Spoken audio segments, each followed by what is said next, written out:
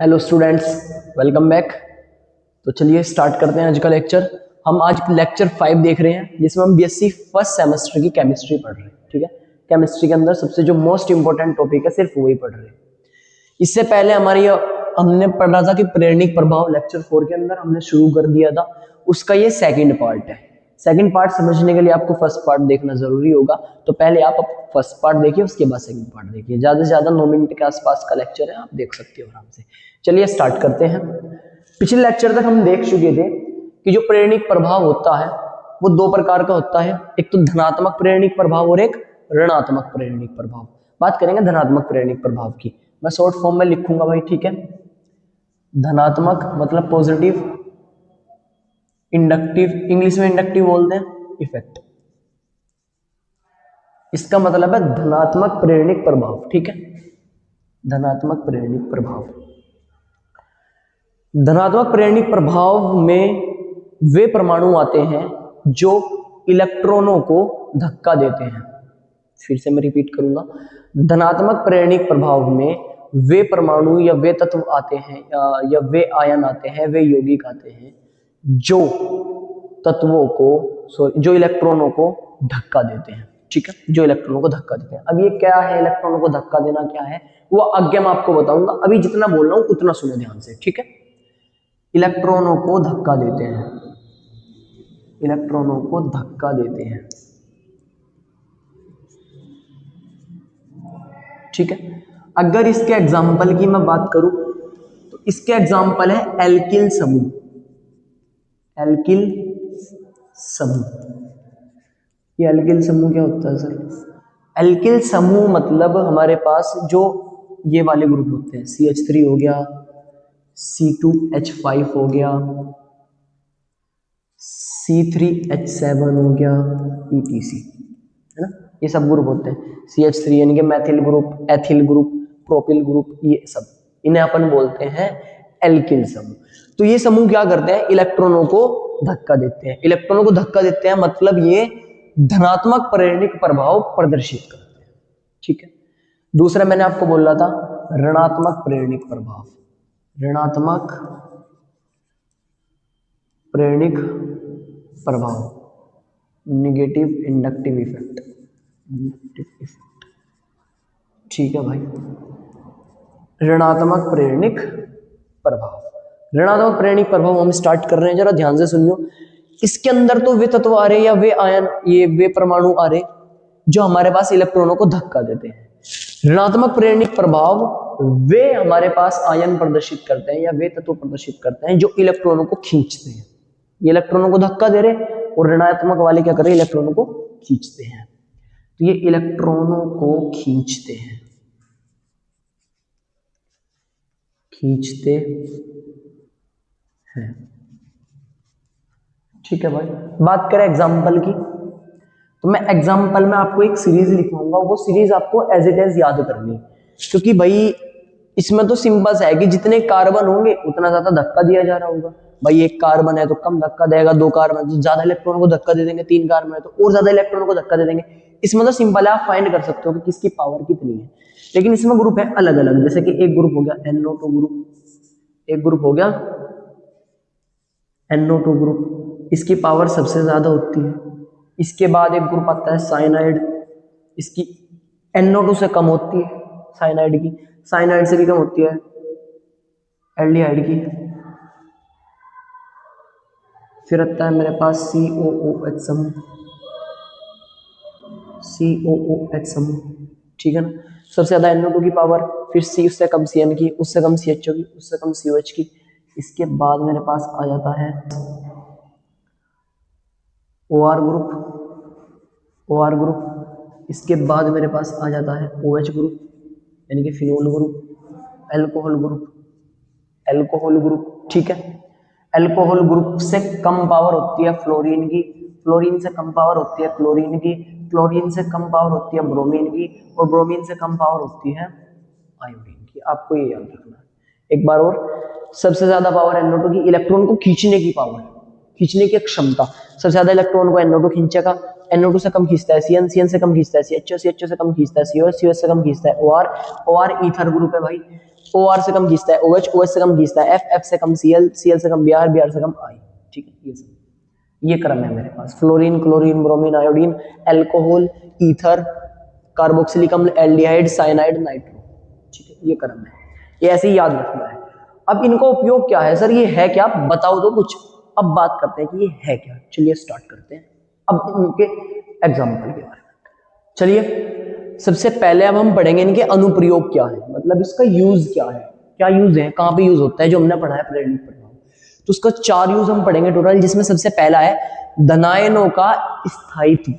धनायनों का स्थायित्व, धनायन मतलब जिन पर प्लस आवेश होता है, जिन पे प्लस आवेश होता है। जैसे मैं एग्जांपल की बात करूं, CH3 प्लस हो गया है ना, इसके साथ और एग्जांपल की बात करूं CH3 CH2 प्लस हो गया, इन सब का स्थायित्व। इन दोनों में भी पूछ लिया, इन दोनों में बताओ किसका स्थायित्व ज्यादा है, कौन ज्यादा स्टेबल है। स्थायित्व मतलब कौन ज्यादा स्टेबल है, कि फिक्स हो गया कि हाँ भाई अब मैं बदलने का नहीं। ठीक है, उसकी बात करेंगे धनायन में। अभी मेरी एक बात ध्यान से सुनो, चाहे धनायन हो चाहे ऋणायन हो, वही तो हमारे पास यौगिक अधिक स्थायी होगा जिस पे आवेश कम होगा, जिस पे आवेश कम होगा। आवेश बोलते हैं ये चार्ज होता है इसे, जिस पे जितना कम चार्ज होगा, जिस पे जितना कम चार्ज होगा उसका स्थायित्व उतना ही ज्यादा होगा। चाहे पॉजिटिव चार्ज हो चाहे नेगेटिव चार्ज हो, हमें चार्ज कम करना है।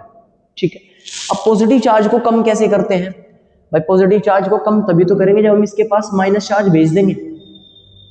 पॉजिटिव चार्ज को कम करने के लिए हमें क्या करना पड़ेगा, इसके पास माइनस चार्ज बढ़ाना पड़ेगा। पॉजिटिव चार्ज को कम करने के लिए क्या करना पड़ेगा, हमें इसके पास माइनस चार्ज बढ़ाना पड़ेगा। ठीक है, अभी इतना तो सभी को पता ही है कि भाई माइनस चार्ज इलेक्ट्रॉन पर होता है, माइनस चार्ज इलेक्ट्रॉन पर होता है। अब समझ गए होंगे इलेक्ट्रॉनों को धक्का देने वाला, खींचने वाला खेल। अभी समझो जरा, जो हमारे पास स्टेबिलिटी है, स्टेबिलिटी मतलब स्थायित्व, जो स्टेबिलिटी है हमारे पास किसकी, इसकी धनायनों की, C+ की जो स्टेबिलिटी है वो अनुक्रमानुपाती है। हमें प्लस कम करना भाई, प्लस कम कब होगा, जब इसके पास माइनस चार्ज आएगा। माइनस चार्ज किसके पास है, इलेक्ट्रॉन के पास, तो मुझे इसके पास इलेक्ट्रॉन भेजने पड़ेंगे, मुझे इसके पास इलेक्ट्रॉन भेजने पड़ेंगे। अब भेजेंगे कब, जब हम धक्का देंगे।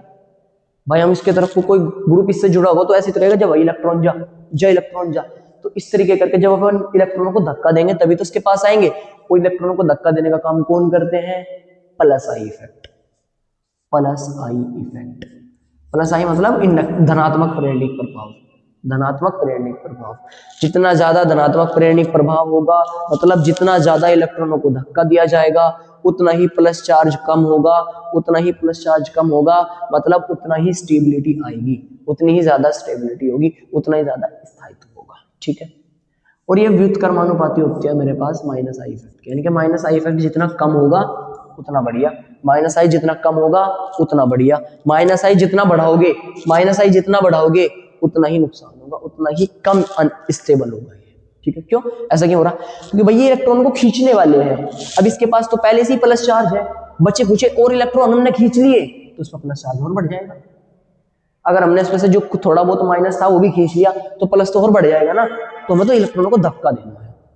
तो ये मेन पॉइंट था इसका पूरे का।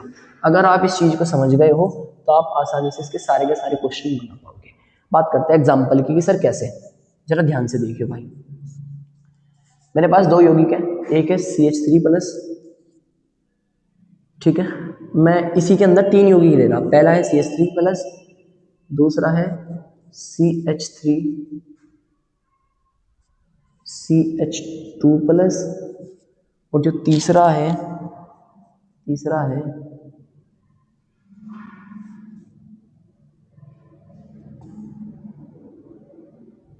2 की बात करते हैं। चलो पहले उसे अलग से ले लेंगे, ठीक है, उसे अलग से लेंगे, टेंशन मत लो, ना कंफ्यूज हो जाओगे भाई। अभी जरा ध्यान से देखियो, जिस कार्बन पर प्लस आवेश आया होता है उसे हम मान के चलते हैं ग्रुप, उसे मान के चलते हैं ग्रुप, तो उसे आप डब्बे में बंद कर दोगे।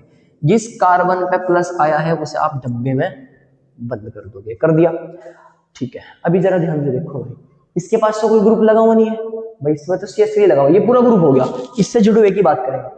इसके पास तो कोई नहीं जुड़ा हुआ, ये तो खाली CH3 था, ठीक है, तो इस पर कोई भी इफेक्ट इस समय नहीं लग रहा, ऐसे मान के चलो आप। इस पर अगर देखते हैं तो इधर CH3 का इफेक्ट लग रहा है, और CH3 कौन सा इफेक्ट भाई, ये ग्रुप है, इस पर लगेगा, इसे छुपा लो, इस पर लगेगा, कौन लगा रहा है, जो इससे जुड़े हुए हैं, इससे जुड़ा हुआ कौन है, CH3। अब CH3 एल्किल समूह है, और एल्किल समूह प्लस आई इफेक्ट लगाता है, तो ये कौन सा इफेक्ट लगा रहा, प्लस आई इफेक्ट। और प्लस आई इफेक्ट क्या करते हैं, इलेक्ट्रॉनों को धक्का देते हैं, इस डायरेक्शन में इलेक्ट्रॉन को भेजते हैं, इस डायरेक्शन में इलेक्ट्रॉन को भेजते हैं इधर, ठीक है, इलेक्ट्रॉनों को भेजा, जब इलेक्ट्रॉन इधर गए तो मतलब माइनस आवेश इधर गया, ऋणावेश इधर गया, ऋणावेश इधर गया, अगर ऋणावेश इधर गया तो प्लस चार्ज कम हो गया, प्लस चार्ज कम हो गया। और मैंने बताया था जिस पे जितना कम प्लस चार्ज होगा, जिस पे जितना कम माइनस चार्ज होता है, उसका स्थायित्व उतना ही ज्यादा होता है। अब इन दोनों में कौन ज्यादा स्थायी होगा, इसका तो प्लस चार्ज इतना का इतना ही है, इसका कम हो गया तो स्थायी होगा दूसरे वाला, यानी कि दूसरे वाले का स्थायित्व ज्यादा है पहले वाले से, ये हमारा आंसर है। आया मजा, ऐसे आ जाता है भाई मजा। चलिए माइनस वाला लेकर ही खाते हैं फटाफट।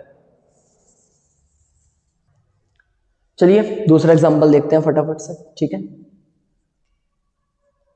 क्या हो रहा है मेरे पास, ये तो ग्रुप होगा, जिस पे प्लस चार्ज आया है वो तो होता है ग्रुप, जिस पे प्लस चार्ज आया वो होता है ग्रुप, इसे डब्बे में बंद कर दो, ठीक है। अब यहाँ पे लगा हुआ है CH3 यानी कि एल्किल समूह, और एल्किल समूह कौन सा इफेक्ट लगाता है, प्लस आई इफेक्ट। इधर लगा हुआ है CH2 यानी कि कार्बन है, ये कौन सा इफेक्ट लगाता है, प्लस आई इफेक्ट। लेकिन Cl क्या लगाता है भाई, Cl लगाता है माइनस आई इफेक्ट। अभी जरा ध्यान से देखो आप लोग, इधर तो सिर्फ इलेक्ट्रॉनों को धक्का दिया जा रहा, अगर इलेक्ट्रॉनों को धक्का दिया जा रहा तो प्लस चार्ज कम हो रहा, ठीक है। इधर इलेक्ट्रॉनों को धक्का तो दे रहे, ये वाला कार्बन इलेक्ट्रॉनों को धक्का तो दे रहा, लेकिन ये Cl तो इलेक्ट्रॉनों को खींच रहा ना, ये Cl तो अपनी ओर खींच रहा, क्योंकि ये माइनस आई लगाता है, और माइनस आई वाले इलेक्ट्रॉन को खींच लेते हैं। अब इसने धक्का देकर प्लस चार्ज कम तो करा था, लेकिन Cl ने वापस इलेक्ट्रॉन को खींच लिया और प्लस चार्ज को वापस बढ़ा दिया। लेकिन हमें तो प्लस चार्ज क्या करना था, कम करना था, यहाँ तो बढ़ गया, तो मतलब ये बेकार है, ये बेकार है। अब इन दोनों में जिसमें पहले वाला ज्यादा सही है, तो पहले वाले का स्थायित्व ज्यादा हो जाएगा दूसरे वाले से, एकदम मक्खन। चलिए बहुत बढ़िया, आगे एक दो एग्जांपल और लेके देखते हैं, ठीक है। ये तीसरा एग्जांपल है हमारे पास, जरा ध्यान से देखो, इसमें ये वाला अलग ग्रुप हो गया, ये वाला अलग कंपाउंड है, वो अलग कंपाउंड है, ये अलग यौगिक है, ठीक है। ये वाला तो हो गया पूरा ग्रुप, इस पर डब्बा कर दो, ये वाला पूरा ग्रुप इस पर डब्बा कर दो, ये वाला पूरा का पूरा ग्रुप इस पर डब्बा कर दिया, ठीक है। ध्यान से देखो, इधर भी 2 कार्बन इलेक्ट्रॉनों को धक्का दे रहे, इधर भी 2 कार्बन इलेक्ट्रॉनों को धक्का दे रहे, इधर भी 2 कार्बन इलेक्ट्रॉनों को धक्का दे रहे, यानी कि जितना प्लस चार्ज को ये कम कर रहा उतना ये कम कर रहा, उतना ही ये कम कर रहा, तो यहाँ पे इलेक्ट्रॉनों को धक्का देने वाले से तो काम नहीं बनेगा। अब क्या करेंगे, अब देखेंगे ऋणायन वाले यानी कि माइनस आई वाले, यहाँ पे माइनस आई लग रहा, यहाँ पर भी माइनस आई लग रहा, और यहाँ पर भी माइनस आई लग रहा, लेकिन इनमें तीनों में पावर किसकी सबसे ज्यादा है, सबसे ज्यादा पावर है NO2 की, NO2 सबसे ज्यादा इलेक्ट्रॉन खींच लेगा, NO2 सबसे ज्यादा इलेक्ट्रॉन खींच लेगा, खींच लेगा। अगर इलेक्ट्रॉन ज्यादा खींच लेगा तो प्लस चार्ज ज्यादा बढ़ा देगा, आया आया, इलेक्ट्रॉन ज्यादा खींच लेगा तो प्लस चार्ज ज्यादा बढ़ा देगा। इसमें Br में और Cl में Cl की पावर ज्यादा होती है, तो Cl ज्यादा इलेक्ट्रॉन इसके रिस्पेक्ट में ज्यादा इलेक्ट्रॉन खींच लेगा, इसके रिस्पेक्ट में ज्यादा इलेक्ट्रॉन खींच लेगा, तो ये भी प्लस चार्ज को बढ़ाएगा। लेकिन Cl की पावर इससे तो कम है ना, इससे तो कम है ना, तो सबसे बेकार तो यही है भाई, थर्ड वाला लिख लो, ये थर्ड वाला तो सबसे बेकार है, थर्ड वाला तो सबसे बेकार है, इससे बढ़िया ही होंगे ये दोनों, क्योंकि इनकी पावर कम है तो ये कम इलेक्ट्रॉन खींचेंगे। इन दोनों में अगर मैं कंपैरिजन कराता हूं, इन दोनों में मैं कंपैरिजन कराता हूं, तो ज्यादा इलेक्ट्रॉन खींचता है Cl, तो ये ज्यादा आवेश को बढ़ा देगा प्लस को, ये कम इलेक्ट्रॉन को खींचता है तो ये कम प्लस आवेश बढ़ाएगा, और आवेश जिस पर जितना कम होता है उतना ही फायदेमंद, बताया था मैंने। तो इन तीनों में अगर कंपैरिजन कराया जाए तो दूसरे वाला सबसे बढ़िया, और फिर पहले वाला, फिर पहले वाला, तो ये क्रम हो जाएगा। दूसरे वाला अधिक स्थायी यानी कि ये वाला Br, क्योंकि Br की पावर सबसे कम है तो सबसे कम इलेक्ट्रॉनों को खींचेगा और प्लस चार्ज थोड़ा कम बढ़ेगा, ठीक है। फिर से फर्स्ट वाला है, क्योंकि फर्स्ट वाले में Cl लगा हुआ है, Cl की पावर Br से ज्यादा होती है, तो ये क्या करेगा, इलेक्ट्रॉनों को उसके रिस्पेक्ट में थोड़ा ज्यादा खींच लेगा, अगर ज्यादा खींच लेगा तो प्लस चार्ज ज्यादा बढ़ जाएगा। और NO2 की पावर सबसे ज्यादा होती है, तो ये सबसे ज्यादा इलेक्ट्रॉनों को खींच लेगा और सबसे ज्यादा प्लस चार्ज बढ़ा देगा, तो ये सबसे बेकार हो जाएगा।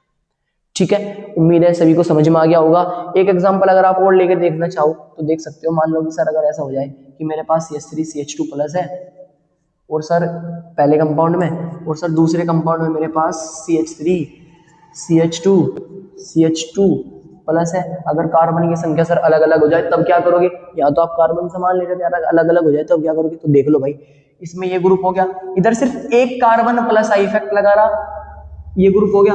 इधर में दो कार्बन प्लस आई इफेक्ट लगा रही है, दो कार्बन अगर ज्यादा धक्का दे रहे इलेक्ट्रॉनों को, दो कार्बन अगर धक्का दे रहे इलेक्ट्रॉनों को तो ज्यादा धक्का देंगे, और अगर इलेक्ट्रॉन ज्यादा जाएंगे तो प्लस चार्ज तो बहुत ज्यादा कम हो जाएगा ना, प्लस चार्ज कम हो जाएगा ना, और प्लस चार्ज कम हो गया वही तो हम चाह रहे।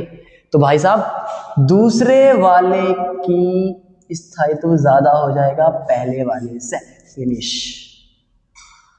आज के लिए इतना ही है, ठीक है। मुझे उम्मीद है बड़ा अच्छे तरीके से आपको समझ में आया होगा।